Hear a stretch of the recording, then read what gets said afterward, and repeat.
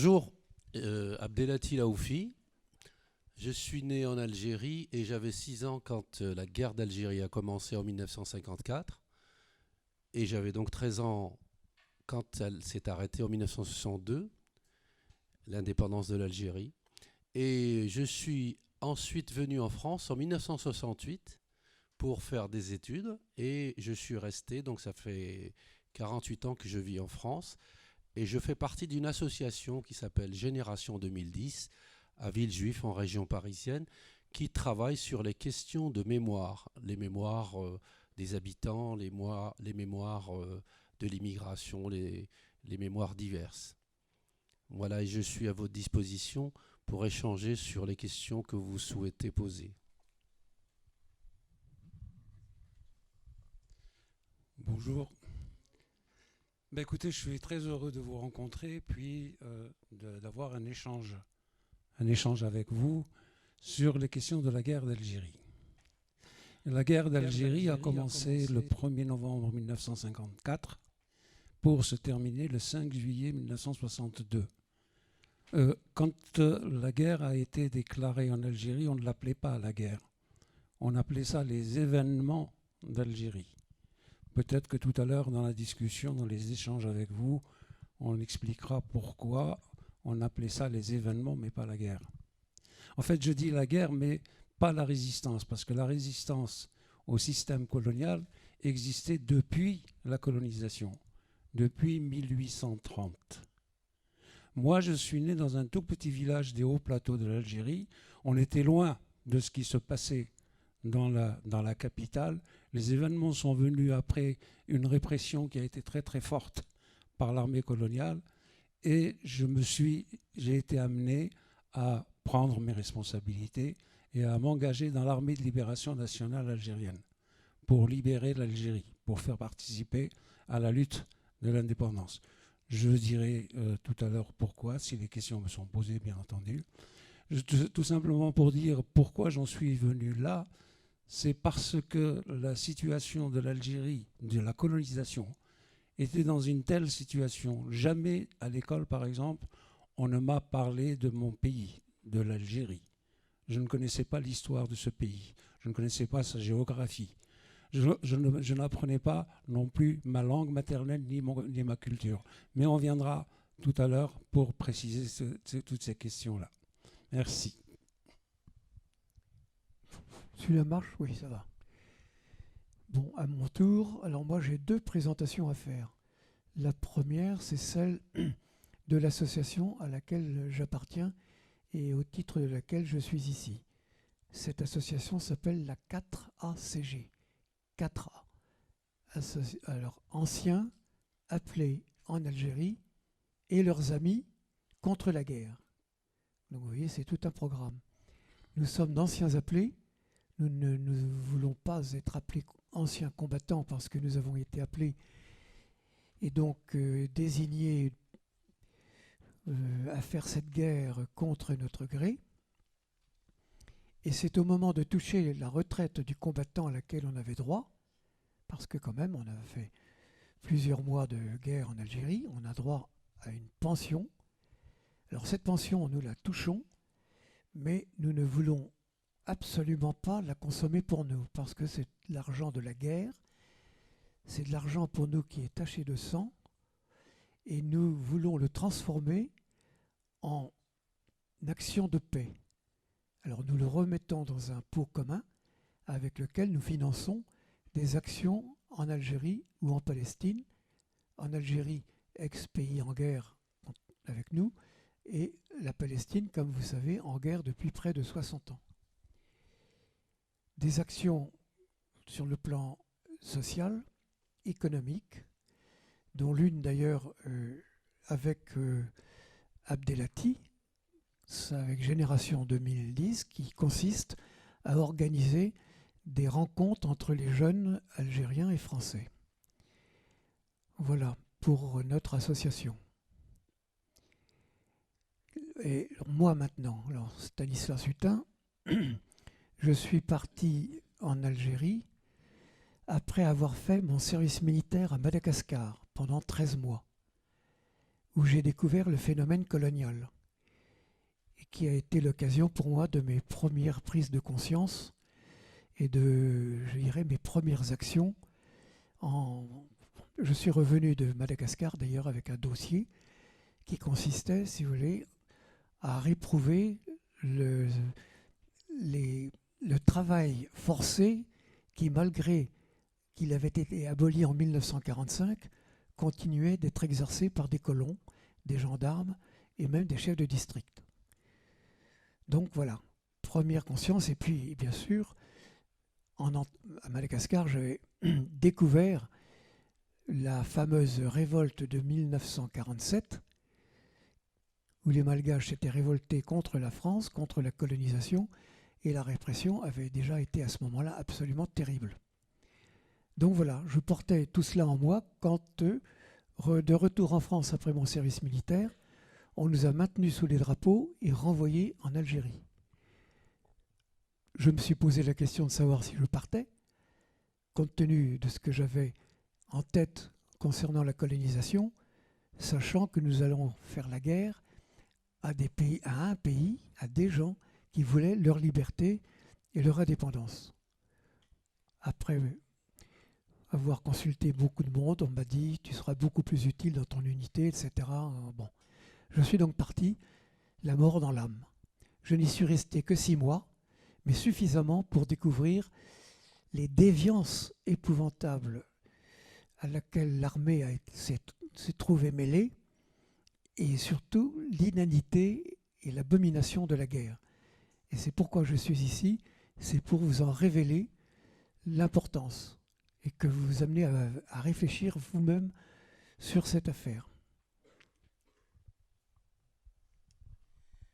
Bonjour, moi je suis Pierre Ayout. Je suis né en Algérie, dans le sud oranais, en 1947. J'ai grandi à Sidi Bel Abbès jusqu'à l'âge de 13 ans. Et je suis venu en France début des années 60. J'ai connu un certain nombre d'images de la guerre, mais on en était relativement écarté. On ne la connaissait bien que par les conversations que nous avions, notamment avec des jeunes gens comme Stanislas, des gars du contingent que nous hébergions les week-ends dans ma famille, puisque nous recevions souvent des jeunes appelés.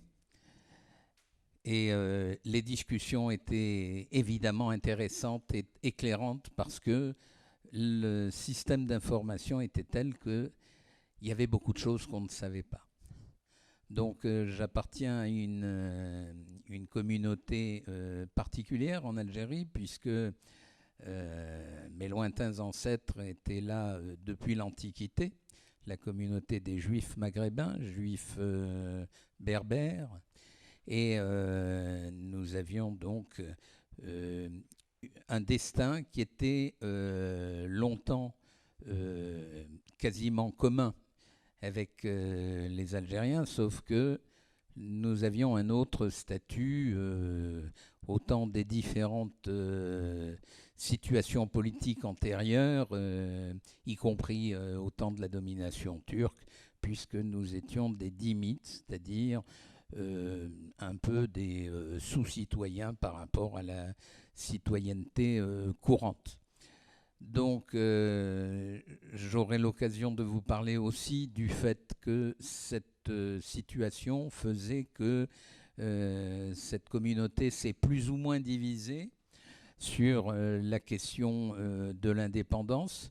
Il y avait un peu toutes les nuances à l'intérieur, depuis des rares individus qui se sont engagés aux côtés du FLN dans le maquis, jusqu'à des gens qui étaient au contraire quasiment des fervents soutiens de l'OAS, et avec au milieu de tout ça un peu toutes les nuances. Mon père était plutôt pour ce qu'on appelait un juif libéral, c'est-à-dire qu'il pensait que l'indépendance surviendrait tôt ou tard et qu'il fallait l'accompagner. Je vous laisserai un document d'ailleurs qu'il avait reçu du FLN qui montre à quel point il était reconnu dans son pays.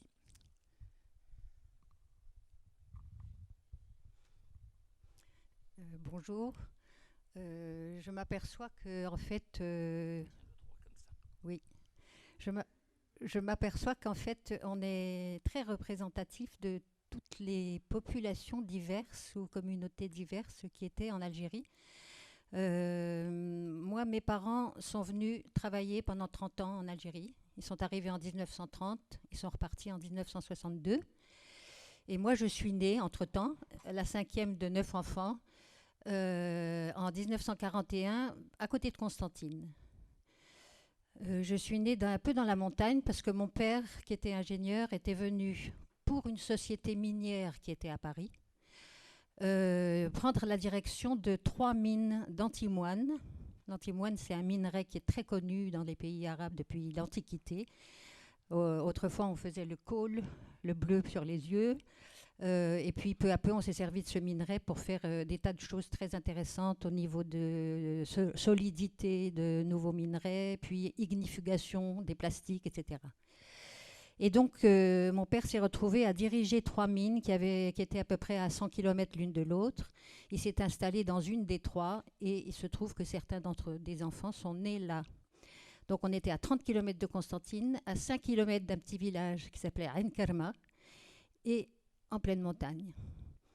Je suis restée de ma naissance jusqu'à l'âge de 17 ans en Algérie, en particulier à partir de 1954, dans la guerre d'Algérie. Moi, j'étais au lycée de Constantine. À 17 ans, je suis partie en France faire des études. Et puis, 10 ans après, je suis revenue avec mon mari et 2 enfants, passer 5 ans là-bas, 4 ans à Alger et 1 an en plein désert dans une oasis à Beni Abbès. Alors, que vous dire d'autre, si ce n'est que je pense qu'on va parler avec vous tout à l'heure diversement. Ce dont je suis sûre, c'est que le fait d'avoir vécu là-bas, comme ça, 2 fois de suite, et en particulier depuis ma naissance, ça a construit chez moi 1 ou 2 choses qui sont aujourd'hui, qui font que je suis ce que je suis. Et en particulier, comme disait Pierre, à propos de l'information. Il se trouve que quand mes parents sont partis là-bas de Paris, une vieille tante a glissé une lettre dans la poche de ma maman en disant « Puisque vous partez là-bas, est-ce que tu pourrais mettre cette lettre dans la boîte aux lettres de quelqu'un ?» Et c'était quelqu'un qui habitait à Dakar. Donc à Paris, plein de gens ne savaient pas que Dakar, c'était pas en Algérie et que c'était pas tout près. Mes parents se sont mis tout de suite à apprendre l'arabe. Mon père, ça lui paraissait très important, toujours. Il a commencé par apprendre l'espagnol au Mexique, ensuite l'arabe en Algérie, et ensuite, quand une de mes sœurs s'est mariée avec un Allemand, il a commencé à apprendre l'allemand. Voilà, je m'arrête là.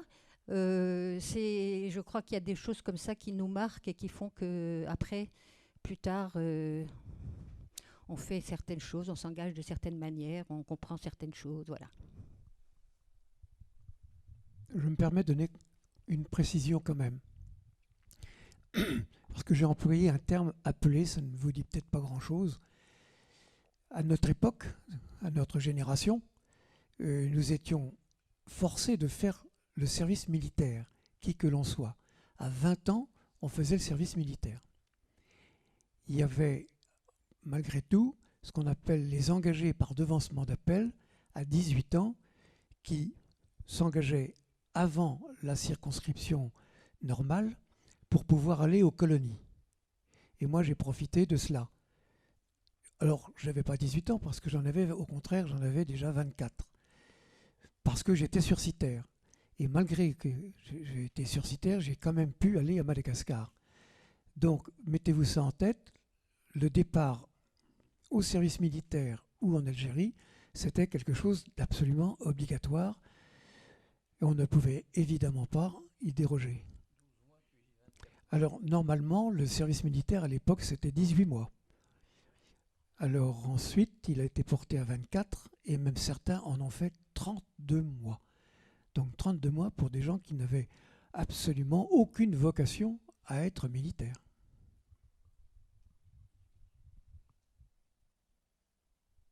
Je pense que maintenant on peut peut-être passer aux questions. Voilà. Alors on vous écoute. Ah oui, si, j'ai d'abord moi une question, ma première question à laquelle je tiens beaucoup. Parmi vous, vous allez lever la main ceux qui ont des connaissances de gens qui ont fait la guerre d'Algérie, dans leur famille, grand-père, grand-oncle, je ne sais, ou des gens que vous avez connus, qui ont fait cette guerre. Levez la main et qu'on voit à peu près combien. Levez bien là-haut, bien haut, bien haut, qu'on voit ceux qui ont fait la guerre. Hein, vous connaissez des gens qui ont fait la guerre. Ah ben il n'y en a pas beaucoup là. Oui, il y en a moins que ce matin. Comment? Bon. Parce que ma deuxième question, c'était de savoir combien parmi vous ont eu l'occasion de parler de la guerre avec ces gens-là. Est-ce que ceux qui viennent de répondre, est-ce que vous avez eu l'occasion de parler de la guerre avec les gens que vous avez en tête? Personne. Bon, c'est encore, voilà. Pourquoi? Parce que nous serons sans doute appelés à revenir un petit peu sur ce qu'on a appelé le grand silence des appelés à leur retour de la guerre. Bon, ben maintenant, c'est à vous de vous manifester. J'aimerais savoir, qui d'entre vous ont participé, qui étaient au front en fait, qui ont fait la guerre vraiment. Enfin, qui ont combattu. Est-ce qu'il y en a parmi vous qui ont participé vraiment? Ceux qui ont été combattants. Exactement. Voilà, Exactement. Qui ont participé avec les armes. Oui. Bon, ben moi, en quelque sorte, D'accord. puisque j'étais dans l'armée qui était là pour ça. Ah oui. On parlait de la pacification à l'époque et non pas de la guerre. Vous savez que le terme de guerre n'a été appliqué à l'Algérie qu'en 1999. Avant, c'était les événements. Et moi, quand je me suis retrouvé en Algérie, dans le bled, on ne parlait même pas d'événements, on parlait de pacification. Et moi, j'étais à faire la pacification avec un fusil mitrailleur en bandoulière. Donc vous voyez la contradiction déjà. D'accord.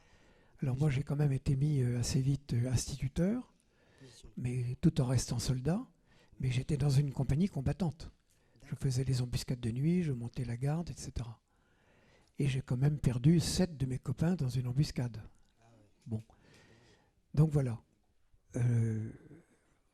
Alors est-ce que j'ai, moi, vraiment, véritablement combattu? J'ai eu cette chance, non, de ne pas combattre parce que j'ai été nommé instituteur, bien que faisant certaines opérations militaires, je n'ai pas eu à combattre directement. D'accord.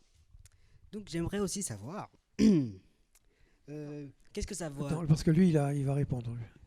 D'accord. Toi, tu as été combattant aussi. Bon, je voulais dire, Stanislas, lui, était appelé à faire la guerre du côté de la France, du système colonial. Moi, je vous disais tout à l'heure, je suis né dans un petit village d'Algérie, et lorsque la guerre d'Algérie a commencé en 1954, j'avais 12 ans, et le système colonial était tellement oppressant, tellement d'injustice. Pierre parlait tout à l'heure d'un code qu'on appelait le code de l'indigénat. Or, ce code d'indigénat, qui date de 1830 jusqu'à 1946, ne donnait droit à la population, enfin aux autochtones, aux gens qui habitaient le pays. On ne savait même pas comment les appeler.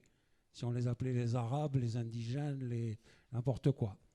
Ils n'avaient pas le droit de se déplacer, n'avaient pas le droit de se réunir, n'avaient pas le droit de changer de village sans autorisation.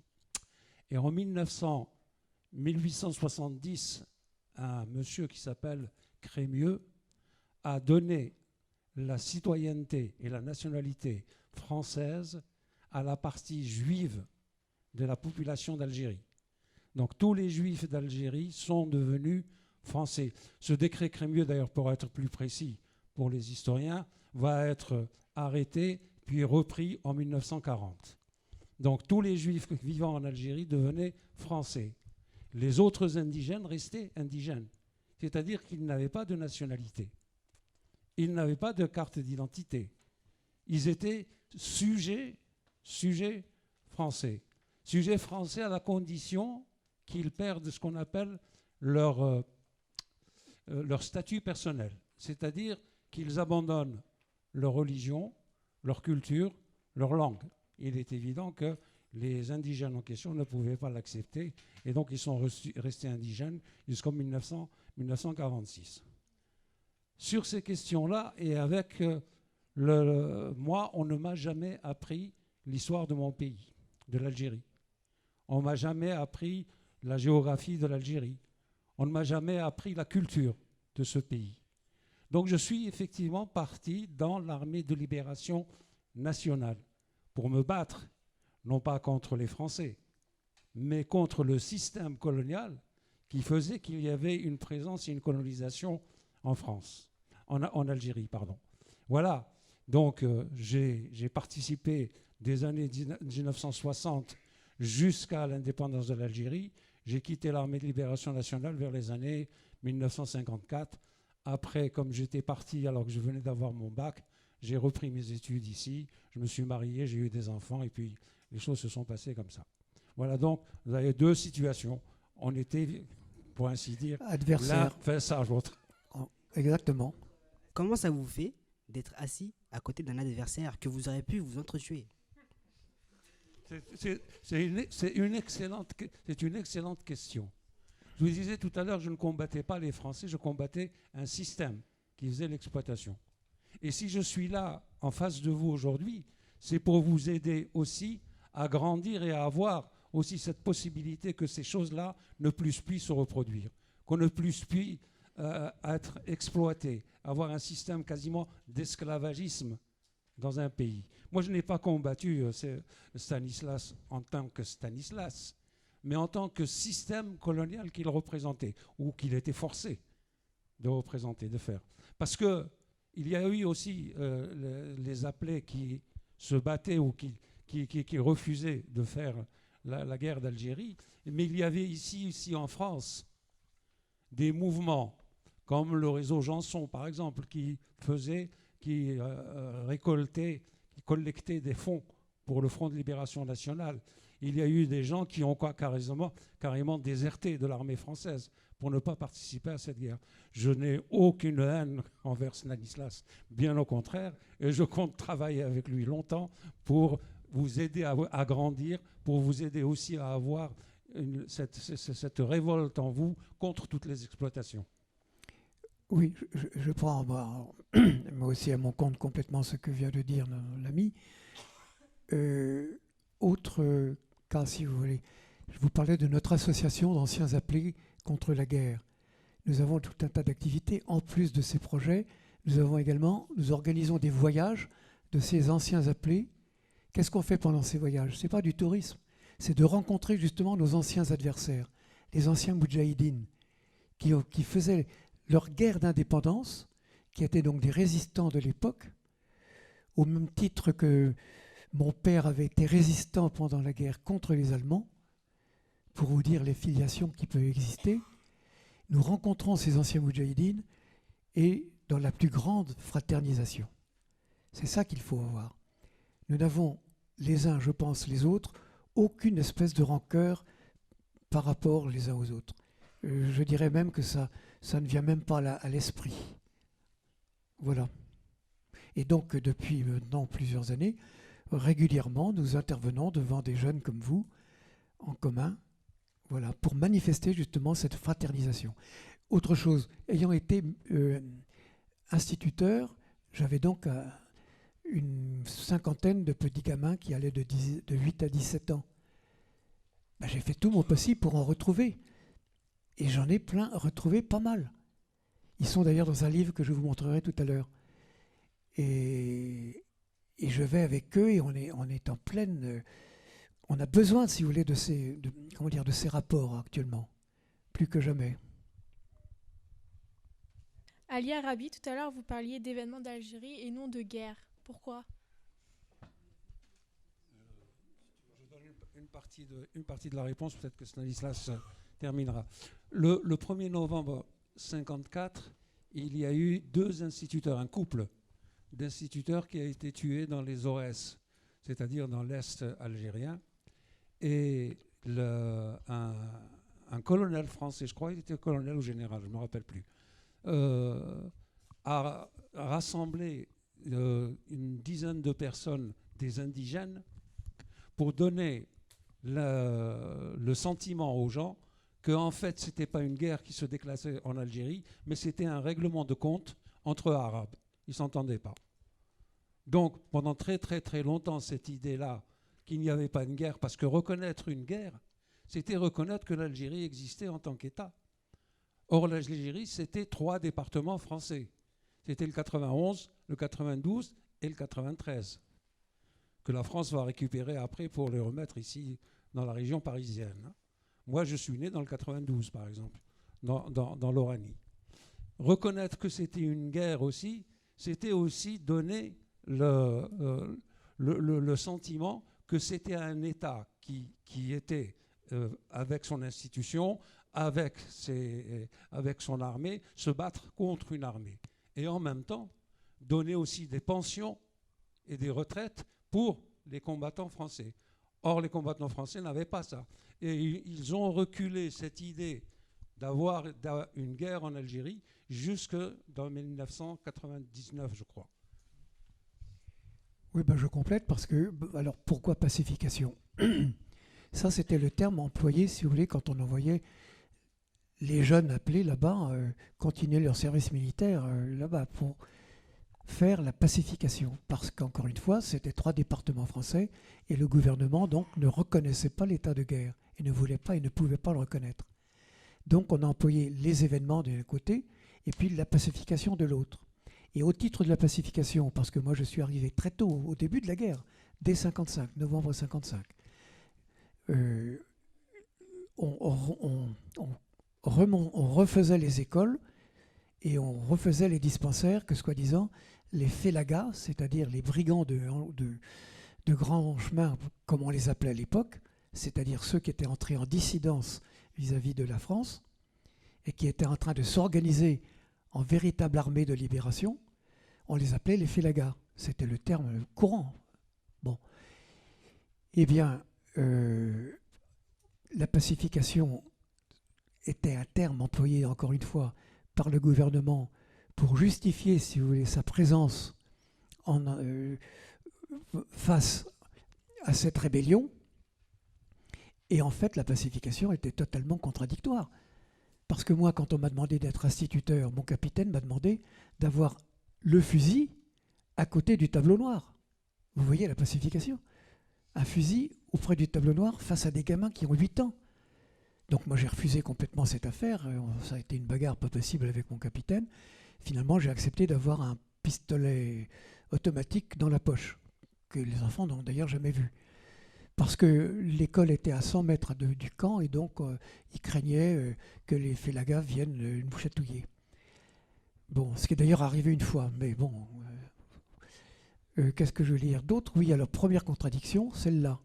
Et l'autre, c'est qu'au titre du renseignement, dont l'armée avait énormément besoin pour justement faire sa guerre, eh bien, tous les moyens étaient bons, dont la torture, dont on va sans doute être amené à reparler. Vous voyez? Et ça, c'était donc absolument inadmissible et totalement contradictoire avec... Donc, il y avait, si vous voulez, 2 messages complètement différents. Et la pacification, c'était un terme complètement... qui n'avait, pour l'instant, à mon avis, aucun sens. Comment avez-vous vécu la guerre d'Algérie et quels faits vous ont le plus marqué? Quels faits vous ont le plus marqué? Qu'est-ce qui m'a le plus marqué? Oui. Ben oui, voilà. Ça, c'est une question, je pense, qui se pose à peu près à tout le monde, non? Je réponds tout de suite? Bon. Alors, ma réponse, elle est là. Ça, vous allez la voir tout de suite. Tiens. Vous voyez ce livre que je laisserai tout à l'heure, que vous pourrez regarder. Regardez, est-ce que vous voyez cette photo de ce gamin? Quel âge il a, ce gamin? Il a 14 ans. C'est moi qui ai pris cette photo de ce gamin le lendemain de la nuit où il a été torturé par l'armée française. C'était un petit berger qui avait été, alors qu'il gardait ses vaches, a vu tout d'un coup des militaires sortir des fourrés. Il a pris peur, il s'est enfui. On l'a rattrapé, on l'a ramené au camp et on l'a accusé de vouloir aller prévenir les Félagas. Donc on l'a torturé pour lui faire avouer cette affaire. Lui qui n'y était sans doute strictement pour rien, mais un gamin de 14 ans. Alors c'est ça qui m'a le plus frappé, parce que je suis entré en dissidence avec mes supérieurs à partir de ce moment-là, quand j'ai vu que l'armée était capable de faire de telles choses. Et pour moi, pourquoi je reparle en fait au plus de ce truc-là, c'est que cette photo-là, pour moi, c'est véritablement un mémorial. Elle exprime toute l'horreur et toute l'absurdité de la guerre. Quand des gens sont capables de s'abaisser à torturer des enfants. Est-ce que vous imaginez cela un peu? Donc voilà. Alors ce livre raconte la guerre d'Algérie, dans lequel il y a des tas de témoignages, de tas d'appelés, dont celui que je raconte sur ce gamin. Et lorsque les éditions à Rennes ont décidé de mettre cette photo en première page comme cela, évidemment ça m'a fortement ému, mais c'est une chose, si vous voulez, qui m'a marqué absolument à vie. Et en plus, encore une fois, je vous le répète, c'est un mémorial. Alors j'ai voulu retrouver ce gamin en disant, il va trouver sa photo dans toutes les librairies de France ou d'Algérie, parce que ce livre est paru également en Algérie. J'ai fini par le retrouver il y a 3 ans. Vous voyez le temps que j'y ai mis. Il vit encore, il vit à Constantine, il a à peu près maintenant dans les 75 ans par là, et on s'est retrouvés. Et il n'a aucune espèce, je dirais, de vindicte à notre égard. Il a vécu une vie finalement relativement normale, puisqu'il est revenu travailler en France, etc. Mais ce que je veux dire, et je veux terminer là-dessus, ce qui m'a marqué, c'était tout au début, si vous voulez, du temps où j'étais en Algérie. Et encore une fois, pour moi, c'est le symbole absolu de l'absurdité, de l'horreur de la guerre. Alors, pour moi, il y a plusieurs choses qui m'ont marqué. Donc je disais tout à l'heure, j'avais 6 ans quand ça a commencé la guerre. Et puis un jour, j'avais 7 ans ou 8 ans, 2 ans après le début de la guerre, il y a eu ce qu'on appelle un accrochage. L'accrochage, c'est une bataille, une petite bataille, où il y avait ce qu'on appelle les Félagas, c'est-à-dire ce qu'ils appelaient eux, les Français appelaient ça les terroristes. C'est ça les Félagas, c'est ce qu'on appelle les terroristes aujourd'hui. Et donc il y a eu un accrochage, et puis il y a 2 Algériens, donc ces terroristes entre guillemets, qui ont été tués. Alors qu'est-ce qui faisait le colonialisme à l'époque, les soldats français? Ils prenaient les 2 Algériens qui étaient tombés dans la bataille et ils les amenaient sur la place. Et ils les exposaient comme ça pour nous impressionner, pour nous faire peur. Donc ça m'a beaucoup marqué effectivement. À la fois ça m'a impressionné, mais quand j'ai été voir donc, ces 2 combattants, je les ai trouvés très beaux. Je n'avais jamais vu de combattants. À l'époque, j'étais petit, j'entendais parler des combattants, mais c'est la première fois que je voyais 2 personnes tuées. Et je les trouvais beaux. Et en plus, je sais pas, je leur trouvais des beaux cheveux, je leur trouvais des belles chaussures. Vous voyez, donc c'est quelque chose qui est très très marquant. Vous commencez à rentrer à comprendre certaines choses par des choses comme ça. C'est-à-dire que vous vous dites, mais pourquoi ils se battent? Ils sont jeunes. Et après, on commence à se dire, s'ils se battent, c'est qu'il y a une raison. Et puis après, bon, il y a un tas d'autres événements, comme le fait que mon père soit allé en prison et été torturé. Et il m'a aussi expliqué certaines choses. Ça, c'est voilà, les choses qui m'ont marqué. Mais la chose la plus positive, c'est l'indépendance de l'Algérie. Le 5 juillet, c'était la fête. Et tout le monde dansait. Et puis... tout le monde chantait et puis on s'est senti très soulagé. Et ça aussi, c'est un événement qui a marqué ma vie. Donc voilà, les 2 choses négatives et positives de la guerre d'Algérie dans ma tête d'enfant. Oui, moi je veux dire 2 ou 3 petites choses. Une chose qui m'a marqué, c'était un de mes professeurs d'histoire qui venait, j'étais en classe de 3e, qui venait faire son cours en tenue militaire et il posait son pistolet sur le bureau pour faire le cours. C'est très impressionnant pour un gamin qui est en classe de 3e, vous imaginez. La deuxième chose qui m'a beaucoup frappé, c'était ce même prof d'histoire d'ailleurs, qui, commençant son cours, disait l'Algérie a 7 millions d'habitants, 2 millions d'Européens, et 9 millions, 2 millions d'Européens et 7 millions de bovins, ovins et autres. Vous savez que se considérer comme étant un bovin ou un ovin, c'est quand même quelque chose qui frappe aussi l'esprit. Et autre chose, et tu viens de me le rappeler, j'ai effectivement vu sur un capot d'un grand camion, comment vous appeliez ça, les GMC, un GMC, qui se baladait dans le petit village pour effectivement impressionner les gens, pour montrer un fellaga. Un fellaga en arabe, ça veut dire bandit de grand chemin. Et j'étais un bandit de grand chemin.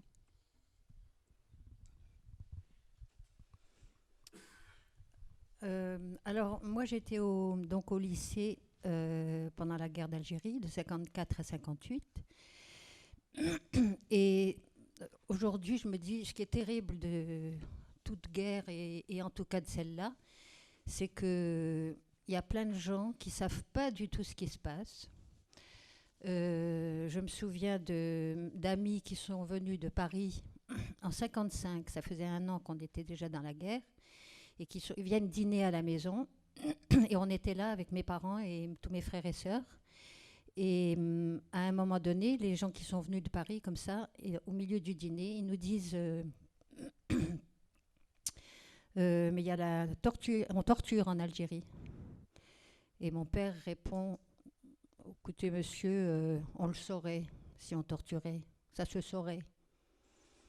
Alors les gens expliquent un peu comment ils savent les choses, ils savaient à Paris. Et ils insistent en disant écoutez Pierre, si, il faut quand même savoir les choses. Et mon père insiste en disant mais écoutez, on le saurait. Et ces gens, très intelligemment, se lèvent tranquillement, sans violence ni rien, sans crier, et disent écoutez, si vous ne voulez pas entendre ça, on se reverra peut-être une autre fois. Et ils sont partis au milieu du dîner, ils nous ont laissés. Et à ce moment-là, ma mère s'est tournée vers mon père et a dit peut-être qu'il faudrait faire attention, peut-être que c'est vrai. Et effectivement, on était en Algérie depuis, eux ils étaient là depuis déjà 25-30 ans. La guerre avait commencé depuis 1 an et ils ne savaient toujours pas ce qui se passait. Et je crois que c'est vrai dans toutes les guerres, ça. Il y a des gens qui savent, il y a des gens qui ne savent pas, et c'est quelque chose qu'il faut faire attention de l'information. Et moi, la deuxième chose qui m'a frappée beaucoup, c'est que 2 ans après, quand j'étais en terminale ou en première, j'avais pris arabe en 2e langue, et il n'y avait pas beaucoup de Français qui apprenaient l'arabe. Je crois que j'étais la seule. Et un jour, on rentre en cours, et on était en cours d'arabe. Et la porte vitrée de la classe, je vois passer 2 militaires et le proviseur du lycée. Le prof d'arabe voit par la fenêtre, par la vitre, et se lève et dit à une fille qui s'appelait Aziza, qui était au fond de la salle, il dit « Aziza, tu diras à ma famille qu'on ne me reverra plus ». Et 2 secondes après, la porte s'ouvre et les militaires sont venus et emmené mon prof d'arabe. Et puis voilà, on ne nous a jamais rien expliqué ni quoi que ce soit. Et j'ai compris qu'il y avait la guerre et que voilà, la police ou les militaires emmenaient quelqu'un qui je connaissais bien, qui était très sympa, qui était... Bon, il était certainement en soutien au FLN, mais c'est ça la guerre. Tout à coup, il y a quelque chose qui se passe. Et puis... Bien. Moi, ce qui m'a... les 2 choses qui m'ont le plus frappé de la guerre d'Algérie sont des choses qui sont venues après. À l'âge de 20 ans ou 22 ans, je ne sais plus, j'ai vu le film de Pontecorvo sur la bataille d'Alger, que je vous conseille à tous, évidemment. Et dans ce film, à un moment donné, on arrête le grand dirigeant du FLN de la wilaya d'Alger, qui s'appelait Larbi Ben Merdi. Et il est présenté, c'était quelqu'un d'extrêmement brillant, il est présenté dans une conférence de presse, et un journaliste lui demande « Mais monsieur Ben Merdi, pouvez-vous m'expliquer comment vous pouvez défendre vos nobles idées avec des bombes et des coups fins ?» dans le cadre de vos actions terroristes. Et toujours très calme et très serein, M. Belmidi lui répond et vous, pouvez-vous m'expliquer comment vous pouvez défendre la civilisation avec vos chars, vos avions? Donnez-nous vos chars et vos avions et on vous donnera nos bombes et nos couffins. Le deuxième souvenir, c'est un souvenir dont je vous ai amené la copie. C'est un courrier que mon père a reçu en 1958 d'un commandant de Katiba, de la région de Sidi El Abbès. Il s'avère que le gars qui lui a envoyé ce courrier était en fait un de ses copains d'école quand ils étaient à l'école communale au Telag, dans le village au sud de Sidi El Abbès. Et ce courrier, pour moi, est très émouvant parce qu'il marque un peu notre passage en Algérie, notre existence et la relation qu'on avait, la relation politique qu'on avait à ce peuple, sachant par ailleurs, évidemment, que nous avons et nous avions une relation culturelle immense que vous connaissez bien, ou que je vous demande d'apprendre à connaître à travers la musique, la chanson et toute une série d'éléments de la culture arabo-andalouse ou judéo-arabe. Votre regard à cette guerre a-t-il évolué au cours des années?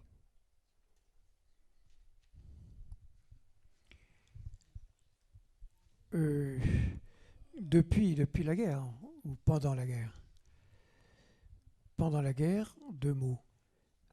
La plupart de ceux qui ont été appelés et renvoyés là-bas, même ceux qui, comme moi, pensaient que ce pays allait vers son indépendance, à l'époque, comme vous le disiez tout à l'heure, 3 départements français, on ne voyait pas bien comment ils pourraient être tout de suite indépendants. Et on pensait qu'il fallait d'abord des aménagements économiques et politiques pour donner plus encore de liberté, bien sûr, mais bon. Mais dans l'immédiat, bon. Et très très vite, enfin moi personnellement, et je n'ai pas été le seul, on s'est aperçu que c'était irrémédiable et que de toute façon, ils voulaient leur indépendance coûte que coûte. Et donc c'est ça qui a marqué. Et donc on a pris conscience, je dirais, de cette volonté, de cette détermination de nos adversaires. Après la guerre, est-ce que ça... Non, je dois dire que moi, personnellement, je n'ai pas du tout évolué dans ma conception que, cette guerre aurait pu être évitée, comme d'ailleurs celle de l'Indochine. Je ne sais pas si vous savez un petit peu, au début de la guerre d'Indochine, Leclerc avait commencé à négocier avec Ho Chi Minh. Et puis des va-t-en-guerre se sont élevés contre ça, comme l'amiral Thierry d'Argentlieu. Et puis donc la guerre a été déclarée, on en a pris pour 7 ans, totalement inutile. Terminée par Dien Bien Phu, qui a été une horreur. Et nous voilà repartis, quasiment dans la foulée, sur la guerre d'Algérie. Eh bien, à distance, je dis, cette guerre aurait pu être évitée. Si on avait écouté Ferhat Abbas à l'époque, Messali Hadj, qui étaient des leaders de mouvements indépendantistes, mais qui à l'époque étaient prêts, à certains jalons, et non pas à une indépendance immédiate. Si on les avait écoutés, si on avait fait ce que Mendes France a fait avec la Tunisie et le Maroc, il n'y aurait peut-être pas eu la guerre d'Algérie. Et moi, je pense que cette guerre a été inutile, horrible. Elle a eu je ne sais pas combien de victimes, c'est inutile de donner les statistiques. Mais voilà, et c'est ça qu'on voudrait dire et redire. Et nous n'entendons pas, anciens appelés, tourner la page de cette affaire. Au contraire, on veut continuer à écrire. Donc vous voyez, on n'a pas changé sur notre volonté de révéler ce qu'a eu d'absurde et d'horrible cette guerre. Pas seulement cette guerre, mais toutes les guerres et toutes les violences. Et c'est pourquoi on vient régulièrement devant des jeunes comme vous et on vous pour vous renvoyer à votre responsabilité d'ailleurs future, parce que nous, on va disparaître. Donc il faut que vous continuiez à questionner notre mémoire. C'est pour nous un devoir de vous la dire, et c'est peut-être pour vous maintenant devenu un devoir de l'interroger et de réfléchir là-dessus, pour votre avenir à vous. Parce que c'est vous qui, bientôt, aurez les manettes de la responsabilité et vous aurez peut-être à vous poser ces questions-là. Comment faire pour que les guerres ne perdurent pas? Je sais que c'est un peu une utopie, mais quand même, il faut y réfléchir. Parce qu'il n'y a pas que la guerre, il y a tout un tas d'autres violences contre lesquelles vous pourrez, vous, savoir résister. Je veux dire un seul mot. Moi, pour moi, mon regard par rapport à la guerre d'Algérie, bien entendu, n'a pas changé. Un peuple s'est soulevé, il a pris son destin entre ses mains et il l'assume et il a été libéré. Mais c'est au-delà de ça, quand je vous vois et quand je vous regarde, je repense un petit peu. J'avais à peu près votre âge quand je suis allé me battre pour l'indépendance de l'Algérie. Et je trouve que c'est important que ce devoir de mémoire que nous faisons actuellement, que nous transmettons en tant que témoins à la jeunesse, de ne plus laisser faire des horreurs pareilles, ne plus laisser ce terrain vide à cette oppression, à cet esclavagisme, à cette terreur-là. Voilà ce que je voulais dire et je partage entièrement, bien sûr, ce que vient de dire Stanislas. Vous, quelle était votre position vous étiez pour ou contre l'indépendance? Quelle était notre position dans la guerre? Pendant la guerre, oui. Pour ou contre l'indépendance? Oui. En fait, je pense qu'au fur et à mesure que mon père et mes parents en général ont commencé à comprendre ce qui se passait et qui sont devenus, ils ont compris qu'il n'était pas tellement question de savoir à la place des Arabes s'il fallait l'indépendance ou pas. Mais ce qu'il y a de sûr, c'est que l'inégalité, l'injustice et la manière dont les populations diverses se regardaient ou se méprisaient, etc., ça ne pouvait pas durer et c'était injuste. Et donc, au point qu'à un moment donné, il y a un certain groupe d'Européens, comme mon père, qui ont commencé à discuter entre eux. On a appelé ça le mouvement des Européens libéraux, vers 50, je ne sais plus très bien si c'est en 56 ou 58, qui ont commencé à discuter ensemble et qui se sont dit il faut absolument qu'on influence le gouvernement pour que cette guerre s'arrête et qu'on discute des problèmes et qu'on cherche une solution. Et à ce moment-là, mon père, qui dirigeait donc une mine où il y avait 150 ouvriers mineurs qui allaient au fond de la mine tous les jours, a eu l'occasion de dire qu'il voudrait bien rencontrer et parler avec ceux qui étaient un peu les chefs des combattants dans la région. Et tout à coup, il a reçu une lettre lui disant « Monsieur Thierry, si vous voulez qu'on discute, on discute. Est-ce que vous pouvez être là sur le bord de la route ce soir à 5 heures? On viendra vous chercher. » Donc il a fait savoir que oui, qu'il était d'accord. Et il a été à 5 heures, à côté du petit pont, sur la route. Il a dit à son chauffeur de partir. Et personne n'est venu. Bon, il s'est débrouillé pour rentrer. Et 8 jours après, il a reçu une deuxième lettre disant « Nous n'avons pas pu venir ce jour-là, mais si tu es toujours d'accord, est-ce que tu peux venir tel jour, à telle heure ?» Et mon père a pensé qu'ils avaient testé, ils se sont rassurés pour voir que si mon père n'était pas venu, et puis avait caché des militaires partout pour les attraper. Et ils ont compris que ce n'était pas ça. Et donc, quand mon père est venu la deuxième fois, on l'a emmené dans la montagne, là où était installé le commando qui était dans le coin. Et il est resté 24 heures avec eux.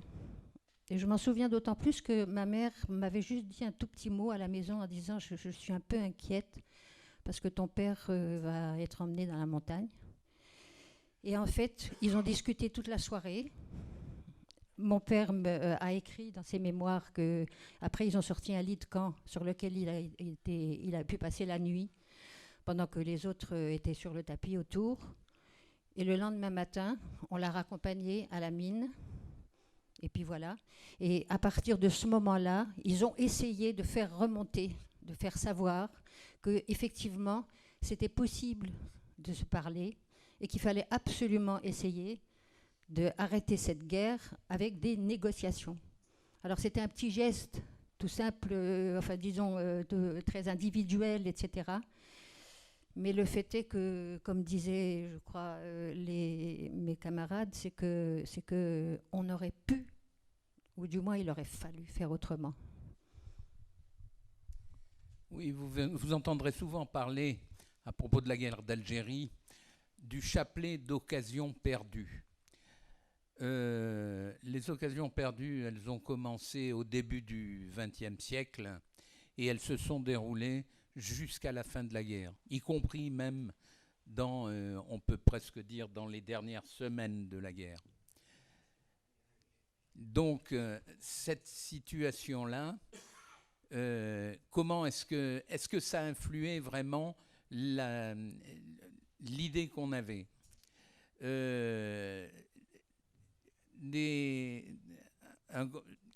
Les opinions en Algérie étaient, comme je vous l'ai expliqué tout à l'heure, sur un large éventail. Et dans des familles comme la mienne, par exemple, chez nous, on était plutôt juifs libéraux. On était, mon père en particulier, favorable au passage à l'indépendance, mais dans des conditions telles que ça allait permettre petit à petit la construction commune. Il avait construit notamment toute cette idée sur les échanges qu'il avait dans le cadre de la loge de francs-maçons à laquelle il appartenait.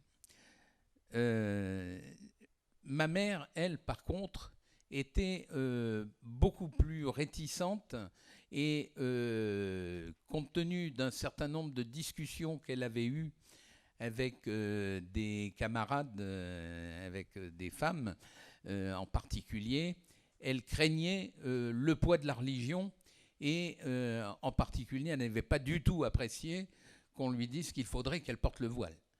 Donc des choses comme ça, que ça soit sérieux ou pas sérieux, malheureusement, ça a construit des comportements ou des attitudes ou des réactions qui ont fait que certaines personnes se sont bloquées sur telle ou telle position. Quant à moi j'étais enfant, mais très politisé quand même, partagé. J'ai participé aux premières manifestations de 1958 au moment de l'arrivée du général de Gaulle pour le soutien à l'Algérie française. Mais très vite, à l'intérieur de ces manifestations, à mes côtés, j'ai vu des camarades de classe qui, eux, avaient des attitudes assez proches de ce qu'on peut identifier comme l'apartheid d'Afrique du Sud. Et là, ça m'a fait réagir assez vite parce que je me suis dit non, c'est pas possible. Moi, je suis un républicain, enfin, j'avais pas ce concept, mais je suis pour l'égalité des citoyens et pas pour une différence entre les citoyens. À ce propos, très rapidement, rappelez qu'en 1830 commence la guerre de conquête. En 1848 seulement, on abolit l'esclavage dans les colonies. Ça veut dire qu'il y a 18 ans de la guerre de conquête qui s'est faite alors que l'esclavage était encore reconnu dans les colonies françaises. Donc cette conception, comme elle n'a pas été retravaillée derrière, on a retrouvé ensuite dans le colonialisme républicain du 19e siècle et du 20e siècle tous les relents de l'esclavage et de toute la culture qu'il véhiculait. Moi, je voulais juste... la question était bonne pour nous aussi, comme c'est comment ça nous a changé après, comment on a évolué. Moi, aujourd'hui, je travaille dans une association qui lutte depuis des années contre les discriminations.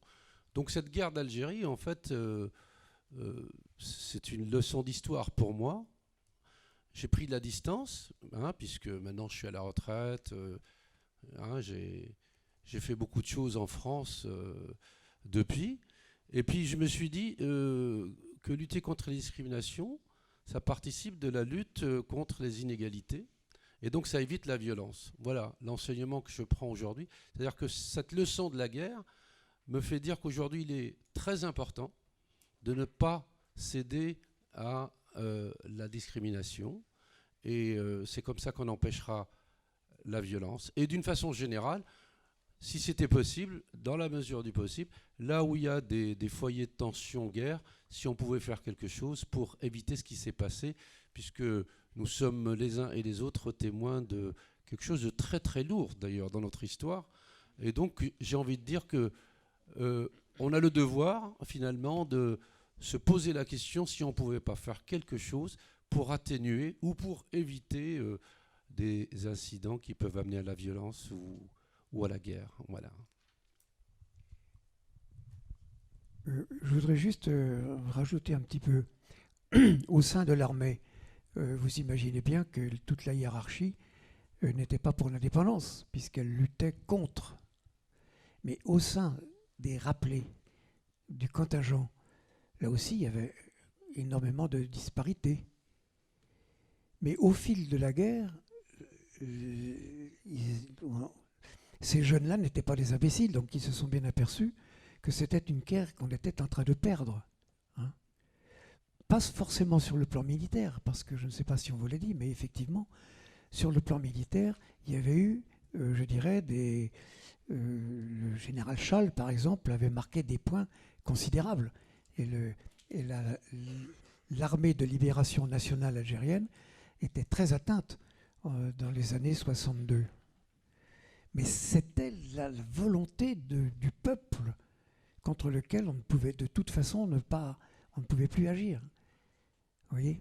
Et au sein du contingent, eh bien, les mentalités ont beaucoup évolué en faveur justement de l'indépendance, ou sinon en faveur au moins de penser de façon réaliste que l'indépendance était inévitable. Alors au moment du putsch des généraux,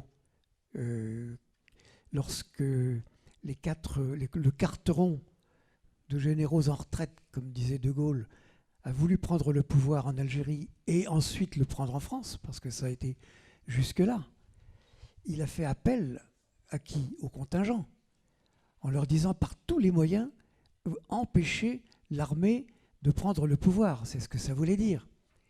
Et heureusement, c'était l'ère des transistors, où tout le monde était accroché à la petite radio, là. Eh bien, le contingent n'a pas suivi leur hiérarchie. J'ai même un frère qui a emprisonné son colonel. Il savait que le colonel allait dans le sens des généraux. Ils l'ont emprisonné, ils ont emprisonné leur staff. Donc vous voyez, il y a eu une rébellion là, très nette qui a suivi De Gaulle et voilà, qui a été un peu l'aboutissement, si vous voulez, de cette réflexion au cours des 5 années. Une toute petite réflexion. Moi, j'avoue que je ne sais pas si on pouvait éviter cette guerre ou ne pas l'éviter. Il y avait un problème fondamental, c'était un problème de décolonisation. La France, si elle venait de perdre l'Indochine, si elle avait perdu le Maroc, si elle avait perdu la Tunisie, c'était pas pour rien. C'était parce que l'Algérie était un enjeu stratégique et économique, il ne faut jamais l'oublier. L'Algérie est un pays qui est très riche en minerais, en richesses naturelles, qu'il fallait absolument, et l'économie en France, à l'époque, elle était un petit peu dans des situations très difficiles, et De Gaulle avait la nécessité absolue d'arrêter cette guerre. Parce que la France va continuer après l'indépendance, après 1962, à exploiter les richesses naturelles, gaz, hydrocarbures, or, et ainsi de suite en Algérie, pendant beaucoup plus longtemps que les accords d'Évian de 1962. À telle enseigne aussi qu'il y a eu dans le Sahara algérien, pendant l'indépendance de l'Algérie, il y a eu des essais nucléaires. Je vous rappelle quand même Reagan, avec les explosions nucléaires de Reagan, qui ont fait des drames familiaux. Il y a jusqu'à aujourd'hui des gens qui ont été atteints par des radiations, par la radioactivité. C'est quelque chose de très important. On ne peut pas séparer cette lutte de dépendance d'un pays sans avoir présent dans la tête qu'il y avait derrière tout ça aussi des problèmes économiques très très importants. Est-ce que les harkis sont toujours considérés comme des traîtres et indésirables en Algérie? Donc tout le problème des harkis, ça... C'est moi. Bon, il faut savoir ce que sont les harkis. Je disais tout à l'heure, en 1954, lorsque le couple d'instituteurs a été assassiné, il y a eu un petit groupe qu'on a appelé les harkas. Les harkas en arabe, ça veut dire les gens qui sont en mouvement. Pour donner l'idée, je disais tout à l'heure que l'impression que cet événement-là qui se passait, c'était entre les Arabes, entre eux, qui s'entretuaient, parce que c'est dans leur tradition, bien sûr, ce sont des égorgeurs et des violeurs. Mais petit à petit, la guerre s'intensifiant et prenant de l'ampleur, il a fallu engager des supplétifs. Et ces supplétifs-là, ce sont les harkis. Ce sont des gens qui ont fait confiance à la France, qui ont participé du côté français, dans l'armée française. Le scandale des harkis, c'est qu'à l'indépendance de l'Algérie, malheureusement, ils ont été complètement délaissés, abandonnés complètement. Et il y a eu des massacres terribles en Algérie de harkis, et il n'y a qu'à aller voir aujourd'hui en France, même actuellement, au moment où je parle, du côté de Salon de Provence ou du côté de Pavalas-les-Eaux, des camps de concentration, je mets entre guillemets bien sûr, de concentration, mais des camps où sont les harkis. C'est vrai qu'en tant que harkis, il y a un problème terrible entre l'Algérie et les harkis. Reste maintenant le gros problème. Bon, les harkis sont comme moi maintenant, ils sont appelés à disparaître bientôt. C'est un corps en voie d'extinction. Restent leurs enfants. Et leurs enfants, effectivement, posent un sacré problème. Alors, moi, je ne sais pas. Il faut peut-être qu'il y ait entre les gouvernements algériens et français un accord pour laisser les enfants de harkis revenir dans leur pays, voir leur maison, voir leur village et ainsi de suite. Ça, c'est un sacré problème. Je ne sais pas comment y répondre sur le problème des harkis. C'est un drame. Mais avant tout, je tiens à dire quand même que c'est un problème franco-français.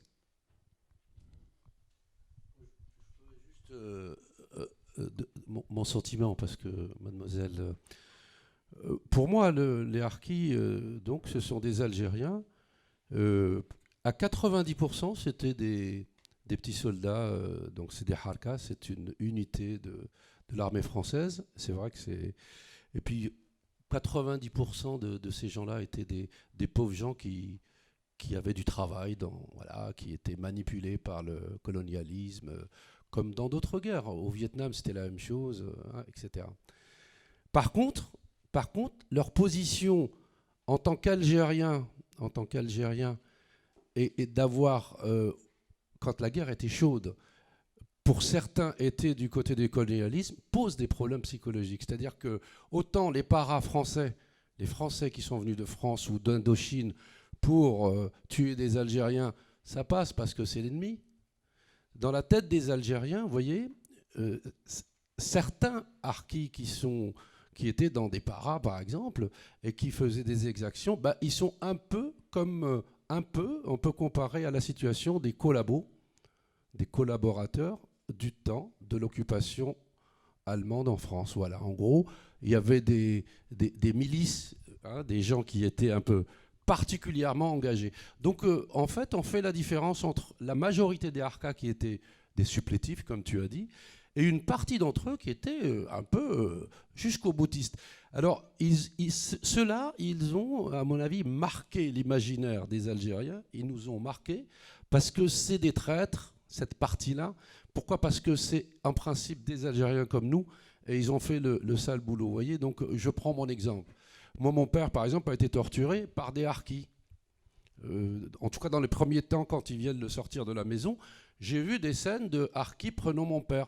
Donc, effectivement, pendant des années, avant de me défaire, avant de prendre de la distance, je suis resté, surtout quand j'écoutais mon père, à dire que les harkis, c'est des salauds parce que c'est des traîtres et ils les aident. Vous voyez, c'est un peu... Voilà. Mais il faut considérer que, je suis d'accord avec toi, c'est aujourd'hui un problème essentiellement franco-français. C'est surtout là que ça se passe. Et c'est vrai qu'avec le temps, aujourd'hui, par exemple, il y a des enfants de harkis qui reviennent pour des raisons simples. Je tiens à le souligner, c'est qu'ils ont des familles là-bas. Et les familles qui sont là-bas, qui ont évolué, qui sont dans les villages et dans les villes, bah, ils sont, c'est des familles algériennes qui accueillent des enfants de harkis qui seront membres de leur famille. Point barre, j'ai envie de dire. Hein, voilà, en gros. Oui. Excuse-moi. Je voudrais que tu expliques qu'est-ce que ça veut dire, un problème franco-français. Bah, c'est-à-dire que les harkis vivent en France. Ils vivent en France, ils sont ici, ils sont français. Hein, ils sont français, ils ne sont pas algériens, ils sont français d'abord. Voilà. Donc c'est essentiellement ça. Ils sont sur le territoire français. Ils ont, on a évoqué tout à l'heure le problème avec les Algériens. Je l'ai dit un peu la nature de ce problème, où elle se situe, c'est dans l'imaginaire. Mais ici, il y a eu cet accueil terrible en 1962. Voilà, et ça a marqué, je pense, les harkis, mais essentiellement leurs enfants. Donc j'entends ça quand je dis franco-français, c'est essentiellement ça, plus toutes leurs revendications. Ils ont des revendications très particulières dans la société française. Et donc je pense que c'est essentiellement, et je veux dire par là que quand vous allez en Algérie, les gens ne parlent pas de harkis, ils ne parlent pas du tout de harkis, les gens ne parlent pas. Alors qu'en France, dans l'Assemblée nationale, dans la politique, vous voyez, donc j'entends ça franco-français. Alors, c'est un problème franco.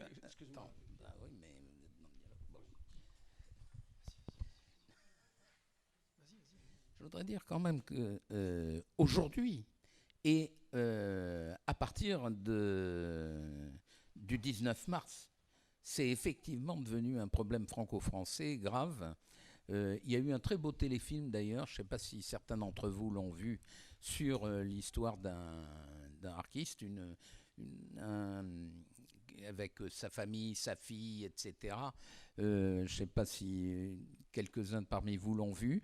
Sinon, ça vaut le coup de le retrouver et de le voir, ce téléfilm, parce qu'il montre bien la condition qui poursuit ce que je dénonçais tout à l'heure sur le complexe de supériorité de la France par rapport aux Algériens qui se retransmettait au complexe de supériorité de la France vis-à-vis des harkis.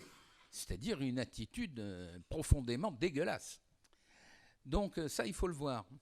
Je voudrais dire quand même que dans l'existence ou la naissance, entre guillemets, de certains harkis, il y a eu aussi le fait que ça a été, dans certains cas, pas tout le temps, le résultat de luttes intestines au mouvement de libération. C'est-à-dire qu'il y a eu de temps en temps, à l'intérieur du bled notamment, des représailles du FLN contre des villages où, parce que de fil en aiguille, petit à petit, avec de la surenchère, avec le fait que les Algériens, comme il disait dans un film que j'ai vu aussi sur la guerre d'Algérie, ils étaient un peu comme une cigarette qu'on pouvait fumer des deux côtés, les malheureux, c'est-à-dire qu'ils étaient coincés entre la pression de l'armée française d'un côté et la pression du FLN de l'autre. Et cette situation inconfortable pouvait les amener à des drames qui pouvaient se transformer en massacres. Et souvent, à la suite de ces massacres, on pouvait avoir toute une population qui basculait dans le camp des harkis par un peu représailles. Et ça aussi, ça a été pathétique dans l'histoire d'Algérie, qui reste à continuer d'écrire. Il faudrait qu'on s'entende d'abord sur ce que c'est que les harkis. J'ai bien dit tout à l'heure que les harkis sont des supplétifs de l'armée française. C'est-à-dire ce sont des gens qui ont été engagés dans l'armée française par conscription. Ils étaient donc soldats français.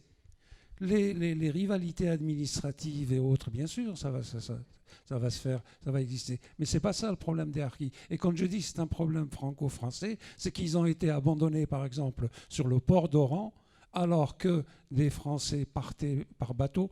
Je tiens à souligner, j'ai oublié de le dire tout à l'heure, que si les Français et les Européens ont quitté l'Algérie, c'est pas parce que le FLN leur demandait de partir. Hein. C'est parce que c'est l'OAS qui lançait comme mot d'ordre la valise ou le cercueil. Il y avait même dans la charte du gouvernement provisoire de l'Algérie demandant aux Français, aux Européens français de rester sur la terre d'Algérie après l'indépendance. Il y a eu la trouille, il y a eu l'emballement qu'on connaît, il y en a quelques-uns, oui, il y en a qui sont restés. Mais les harkis, à ce moment-là, l'armée française les a délaissés complètement. Et ils les ont laissés tomber.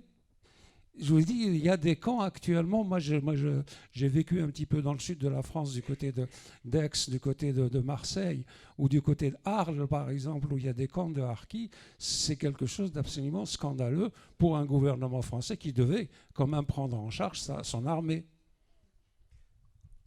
Je voudrais quand même conclure là-dessus. Il est évident, si vous voulez, que la France a une responsabilité considérable vis-à-vis de ce que vient de vous dire l'ami sur le fait d'avoir laissé les harkis sans les reprendre alors qu'ils avaient combattu avec l'armée française. Mais actuellement, pour être pratique, un exemple, notre association a écrit un livre qui est publié par l'Harmattan et qui recueille les témoignages des protagonistes de la guerre d'Algérie.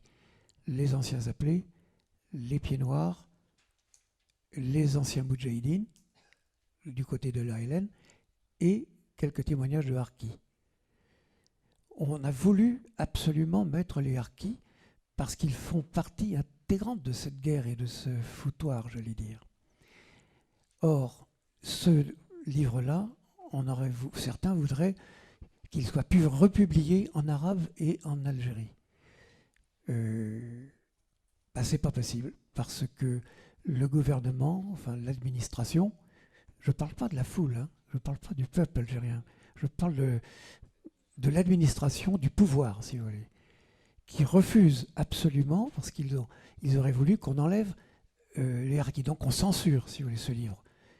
Il est évident que ce n'est pas nous qui allons accepter une censure, alors que nous sommes évidemment contre tout ce genre de choses.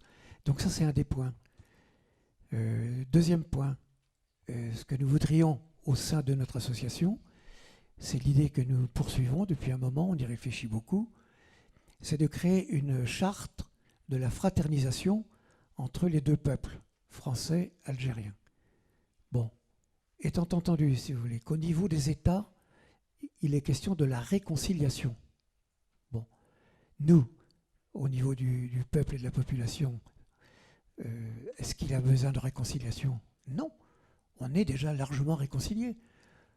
On a des accords complètement tacites, pratiques, encore une fois, de relations, si vous voulez, entre société civile algérienne et société civile française, qui est considérable. Un exemple en est Abdelati. Alors, ce que nous vous disons, c'est que la fraternisation est l'affaire de la société civile. Bon, dans cette charte-là, au départ, on avait souhaité que soit reconnu des deux côtés, et du côté algérien et du côté français, je dirais, les exactions qui ont eu lieu. Elles n'ont pas eu la même densité, si vous voulez, d'une part. Et deuxièmement, leur origine est également différente.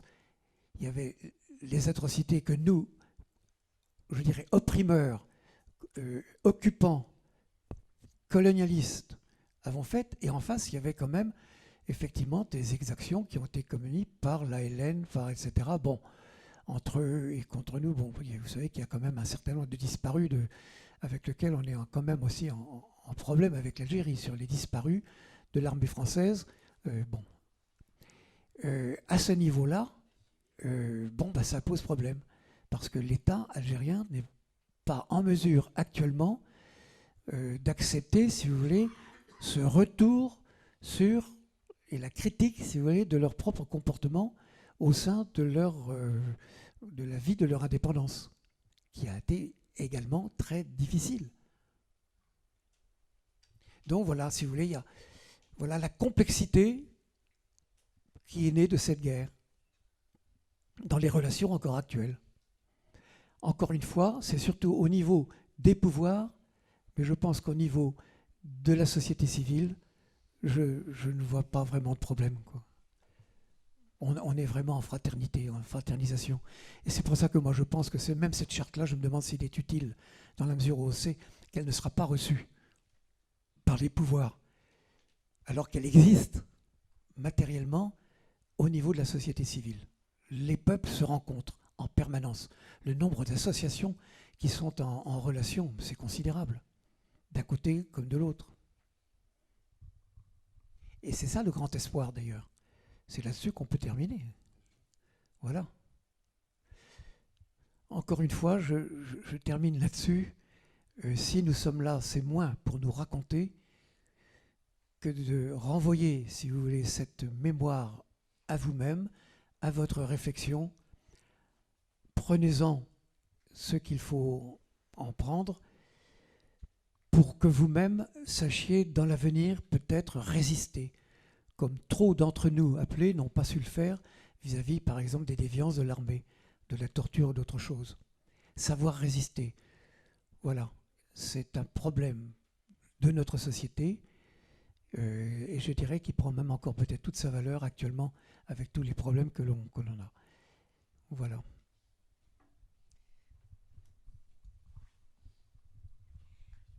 Est-ce que celle d'entre vous qui a posé la question a l'impression qu'on a répondu, ou est-ce qu'il y aurait des questions qui restent autour de tout ça?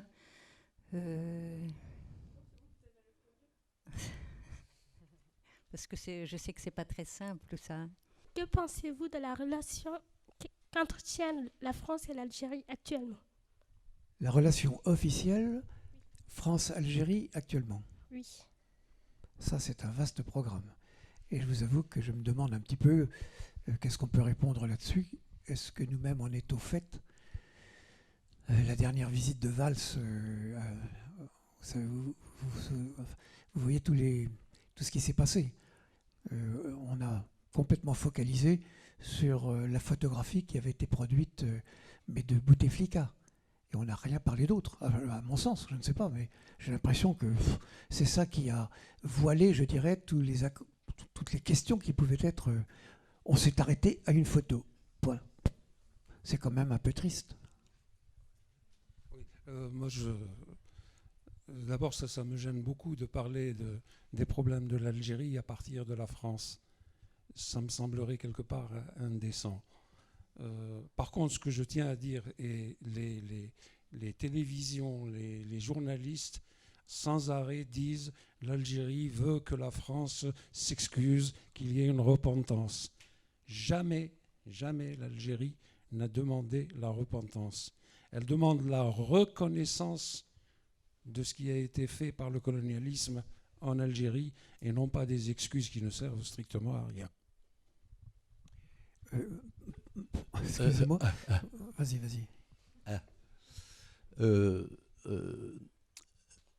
Pour ma part, donc, en tant que militant associatif, on dit, faisant partie d'une association, je ne crois pas qu'il faille attendre des États, d'une façon générale, pour avancer. Je ne crois pas, parce que sinon on attendrait très très longtemps. Alors, j'ai envie de dire qu'entre l'Algérie et la France, ce qui se pratique déjà, comme l'a dit tout à l'heure Stanislas, c'est des petites actions, mais multipliées par 100, par 100 000, peut-être par 200 000. C'est ce qui se passe déjà, vous voyez. C'est-à-dire que vous prenez le bateau, vous prenez l'avion, c'est plein à craquer tout le temps. Tout le temps. Et surtout quand on regarde de près, quand on va dans les villes et dans les campagnes en Algérie et en France, il y a des échanges qui se passent. Donc c'est ça, à mon avis. Tout à l'heure, quand j'avais envie de parler de résistance, c'est pas prendre les armes comme l'ont fait les Algériens ou comme l'ont fait vos ancêtres quand les Allemands occupaient. La résistance, ça peut prendre des formes très simples. C'est d'organiser quelque chose avec des amis là-bas et réciproquement. Alors, à ce sujet, j'en profite pour dire, nous, on est une petite association dans le Val-de-Marne. Tous les ans, un petit groupe de 10, 15, 20 personnes va là-bas. On fait un petit périple et puis on multiplie les contacts. Il se passe des choses qui donnent suite ou pas, mais il faudrait qu'il y ait des choses de cet ordre-là. Je pense, moi, que la société civile, hein, c'est ça, nous, la société civile, vous, la société civile, puisqu'on parle de l'avenir, hein, c'est des petites choses comme ça qui pourraient influencer les États après. Parce que si on attend des États, ils ont toujours des calculs, des machins, valsent, ils valsent ou ils valsent pas. Mais il y a tout le temps des histoires comme ça qui n'avancent pas. Alors, je prends l'exemple concret. Vous voyez, avec CataCG, on a réfléchi ensemble avec des jeunes donc du Val-de-Marne, de la ville de Villejuif. Il y a un groupe de chanteurs-musiciens qui ont composé et écrit une chanson, un petit collectif comme ça, contre la guerre. Et puis on va la chanter à Oran, dans une ville de l'Ouest. Après, on prend le train et on va la chanter à Alger, grâce à des contacts qu'on a là-bas dans une association à Alger même. Puis après, on va aller en Kabylie. Et là-bas, on va participer à des festivals, des choses comme ça. Et surtout, à des discussions, à des échanges. Parce que la musique est un prétexte, est un support. Et puis, il va se passer, j'en suis persuadé, des choses. Même quand on prend le train. Vous voyez, prendre le train entre Oran et Alger, en Algérie, croyez-moi, il se passe des choses dans un train, et puis vous allez vous faire accoster par des gens, etc. Et puis quand on rencontre des associations, il se passe encore plein d'autres choses. Moi, je pense qu'entre la France et l'Algérie, nous avons la chance d'être proches géographiquement, vous voyez, c'est à 2 heures. Hein. Il faut juste enlever les montagnes. Vous voyez ces montagnes un petit peu qui nous séparent, le visa, etc., etc. Il faut lutter pour ça. Mais petit à petit, je crois que c'est vers ça qu'il faut aller. Et c'est ça que moi j'entends par résister. Si on veut cultiver la paix entre ces deux peuples, et nous-mêmes, vous voyez, on est situés ici et là-bas. Hein, vous voyez, on ne sait plus d'ailleurs. Moi, quand je parle d'Oran, c'est comme si je parlais de la banlieue. Voilà. Et la France, c'est la banlieue algérienne aussi. Hein, vous voyez. Et donc j'ai envie de dire, c'est plus ces petites choses-là qu'il faut imaginer, parce que je crois que cette guerre, ses conséquences, ils ont marqué notre imagination au point où ils nous empêchent de faire des choses ensemble. Et il y a des gens qui pourtant y arrivent. Je crois qu'il faudrait suivre leur exemple. Moi, j'ai envie surtout de dire ça, quoi. Donc des petites chaloupes, le bateau coule, donc c'est les petites barques, c'est ça qui va recréer de la dynamique. Oui, excusez-moi, je reviens encore 2 secondes. Je crains de m'être mal fait comprendre tout à l'heure parce que je n'ai pas été assez loin sur ce terme de résister. Quand je vous parle de résistance, c'est de résister à quoi? À la guerre, bien sûr, à la violence, parce que vous aurez plus tard, sans doute, je vous répète peut-être, je ne sais plus si c'est ce matin que je l'ai dit ou enfin, je vous le dis, vous aurez des décisions à prendre quand vous serez plus grand, face aux violences, quelles qu'elles soient. Et je me dis souvent, si nous, la France, l'Algérie, etc., si le monde mettait au service de la paix autant de moyens, d'ingéniosité, de créativité, d'intelligence qu'il met dans les moyens de la guerre, parce que là, c'est extraordinaire, qu'est-ce qu'on fait? Si vous imaginez les budgets pour s'armer, la créativité que l'on a pour inventer les moyens de mort. Si on mettait cette créativité-là et cette intelligence au service de moyens d'invention de moyens de la paix, eh ben voilà, on n'en serait pas là.